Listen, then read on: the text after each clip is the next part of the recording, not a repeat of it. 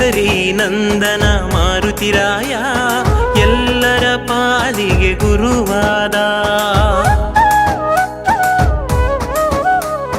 ಕೇಸರಿ ನಂದನ ಮಾರುತಿರಾಯ ಎಲ್ಲರ ಪಾಲಿಗೆ ಗುರುವಾದ.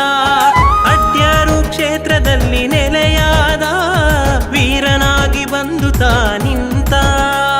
ಭವ್ಯವಾದ ದೇಗುಲವ ಪಡೆದ ಜನರ ಮೊರೆಗೆ ತಾ ಒಲಿದ. ಆಂಜನೇಯ ವೀರಾಂಜನೇಯ ಅಡ್ಯಾರು ಮಣ್ಣಲಿ ನೆಲೆ ನಿಂತೆಯ.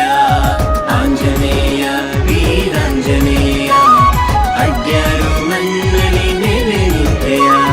ರಾಮ ಭಕ್ತ ವಾಯುಪುತ್ರ ಹನುಮಂತ ಭಕ್ತರನ್ನು ಕಾಯುವ ಭಗವಂತ. ರಾಮ ಭಕ್ತ ವಾಯುಪುತ್ರ ಹನುಮಂತ ಭಕ್ತರನ್ನು ಕಾಯುವ